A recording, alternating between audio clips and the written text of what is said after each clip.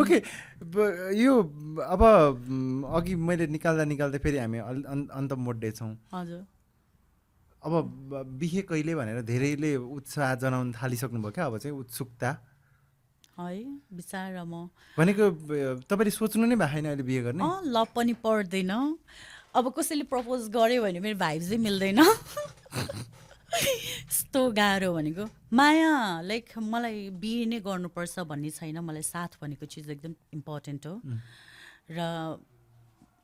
मैले कतिको देखेको छु बिहे कतिजनाको बिग्रेको कतिको अब डिभोर्स केस हाम्रो नेपालमा भयो होस् कि चाहिसुकै जुनसुकै कन्ट्रीको होस् होइन बिहे अब लेखेको होइन देखेको पाइन्न लेखेको पाइन्छ होइन अब कहाँ लेखेको देख्नु चाहिँ भएको छ देखेको पनि छैन अब कहाँ लेखेको छ मान्छेको मैले भनेन बिहे मान्छेको जन्म मान्छेको मरण मान्छेको कर्म कतिखेर हुन्छ थाहा हुँदैन भनेपछि सम्भावना जतिखेर पनि छ सम्भावना जति लगन आयो भने भोलिको भोलि पनि हुन सक्छ तर हुन्छ अरे नि त एउटा उमेरमा गइसकेपछि अब बिहे गरौँ भन्ने रहर लाग्छ अरे नि त अब आफ्नो चाहिँ त्यो उमेरमा पुगेको छैन र त्यो रहर नलागेको होला खै मलाई डर पनि लाग्दो रहेछ अलि डर पनि लाग्छ ला कस्तो हस्बेन्ड पाउने हो ला के मबाट के गल्ती हुन्छ कि यताउता कस्तो गल्ती हुन्छ म होइन अलिकति अब हुन्छ नि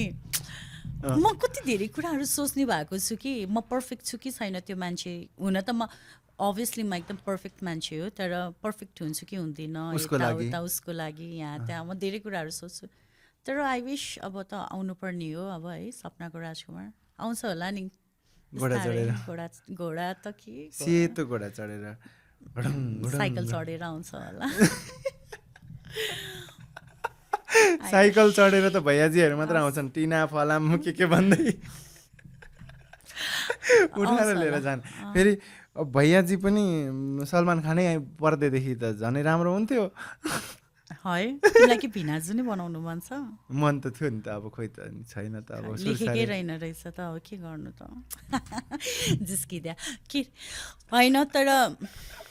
गर्नुपर्छ अब हुन्छ अब गर्ने हो अब इन्स्टाग्राम अहिलेदेखि नै अब खोज्नु पर्ला कोले मलाई म्यासेज गरिरहेको छ भनेर के गर्नुहुन्न मेसेज त आउँछ होला नि अप्रोचहरू त आउँछ होला नि आउँछ तर म त्यस्तो मतलबै गर्दिनँ सुजन अब कामबाट घरबाट काम भइरहेको हुन्छ फ्यामिली हेर्छु अब त्यस्तो त्यो मतलबै गर्दिनँ ओके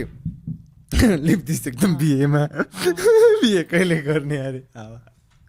ओके बिहे नगरे पनि एक्लो जिन्दगी पनि इन्डिपेन्डेन्ट भएर बिताउन पनि सकिन्छ तर चाहिन्छ एकजना चाहिँ जसले चाहिँ साथ दियोस् होइन बुढै नबनाए पनि माया गर्ने मान्छे त चाहियो अभियसली होइन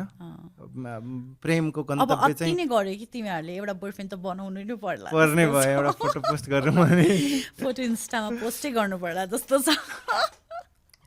अब म भयो भने भन्छु ल तिमीलाई नै ल ब्रेकिङ न्युज अस्ट्रेलियाको खैरेसँग सुषमा कार्कीको प्रेम भनेर मलाई नेपाली मनपर्छ मन पर्दैन उताको खैरेहरू ह्यान्डसम हुन्छ होला नि नाइ जस्तो सुकै ह्यान्डसम भए पनि जस्तो सुकै भए पनि मलाई कल्चर चाहिँ एकदम म्याच हुनुपर्छ कि मलाई त किन म सक्दिनँ मलाई नेपाली नै एकदम मनपर्छ कि नेपाली नै क्यान्डिडेट भनेपछि नेपाली हुनै पर्यो नेपाली नै मनपर्छ अर्को कस्तो अर्को उसमा अर्को के हुनु पर्यो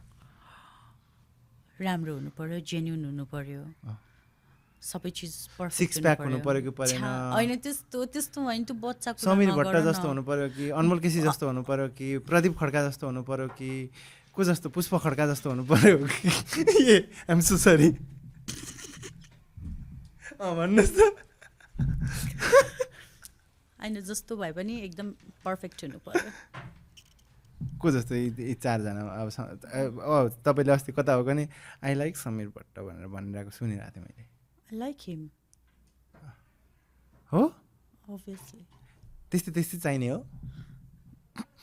कि समीरै चाहियो विराज भट्टलाई ससुरा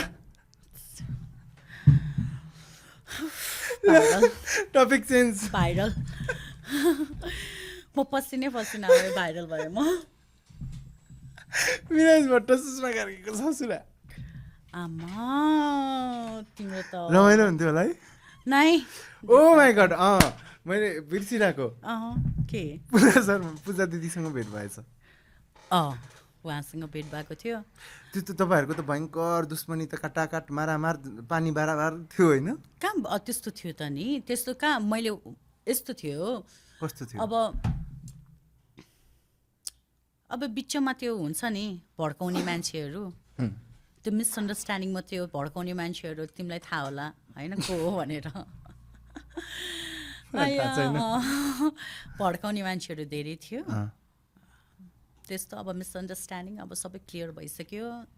सबै अब कुरा हुन्छ राम्रै हुन्छ होइन त्यो अब जे हुनु थियो भइहाल्यो भड्काउने मान्छेहरूले भड्काइहाल्यो अब मिलिहाल्यो सकिहाल्यो कुरा मरेर जानु छ सुजन होइन दुश्मनी गरेर के काम पहिला भएको दुश्मनीहरू सबै मेट्यो होइन सब दुश्मनी केही पनि थिएन कि न भुत्लाइ भएको न हानाहान भएको न उसको र मेरो मुख छाडाछाड भएको केही पनि होइन कि त्यो बिचको मान्छेहरूले बिगाडिदिया हो कि कुरा केही पनि होइन केही पनि थिएन त केही पनि थिएन मिलेपछि सबैले त्यही भन्दा रहेछन् है तर मान्छेहरूलाई धेरै चासो हुन्छ किनकि अब नेपालमा राम्रो कुराहरू कहिले पनि भाइरल हुँदैन कि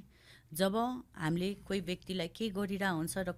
केबाट के भइरहेको हुन्छ होइन जहिले पनि झगडा र नराम्रो कुरा अब मैले प्याच मेरो यो मेरो स्लिप भएर मैले नराम्रो के भने भने त्यो भाइरल भइदिन्छ कि सो म आजकल इन्टरभ्यूहरू पनि एकदम धेरै कम दिने गरेको छु मैले त तिमीले भनेर मात्रै आएको हो होइन म दिँदा पनि दिँदिनँ थिएँ होइन किनकि मैले जे बोल्छु त्यो ट्रु कुरा चाहिँ पच्दैन अनि यही ठुलो कुरा गर्यो भनेर भन्छ सो मलाई त्यो कुरा गर्नु नै छैन मलाई राख्नु नै छैन के मलाई त्यो सो अफ गर्न पनि आउँदैन त्यो देखावटी मलाई त्यो नक्कल झक्कल गरेर त्यसरी बोल्न पनि म गर्दिनँ तर कतिपय कुराहरू मेरो भाइरल भयो भाइरल गरिदियो यस्तो भन उस्तो भन भनेर मैले पहिलाको एपिसोडमा पनि भनेको थिएँ होइन त्यो अब मेरो भुल थियो होइन अब भर्खर मिडियामा आएको छ यस्तो भन्यो भने भाइरल हुन्छ नि भन्ने कुराहरू कति आएको थियो नि त अनि भन्यो गरियो अब त्यो सकियो त्यही कुरा हो अब मान्छेहरूले के भन्यो भने भन्थे भने अथवा अड्कल के थियो भने हामीलाई नै पनि पूजा र सुषमाको त कहिले मिल्ती नै हुँदैन होला एकअर्कालाई देखिसक्दैन होला भन्ने लागेको थियो कि मान्छेहरूले लागिराखोस् अब त मिलिसक्नु पो अब के लाग्नु हामीलाई के मतलब यो कहिले काहीँ घाम पनि पश्चिमबाट उदाउँछ भन्थे उदायो भनेर ट्रोल बनाएछन् कुन चाहिँले फेरि ए हो गुड फर देम कमाओस् पैसा ट्रोल बनाओस् तिनीहरूको चुलो जलोस् मेरै ट्रोल गरेर मेरै कन्ट्रोभर्सीहरू निकालेर भ्युजहरू कमाओस् पैसाहरू कमाओस् युट्युबबाट अझै कमाउँदै गर्नु होला करोडौँ अरबौँपति बन्नु होला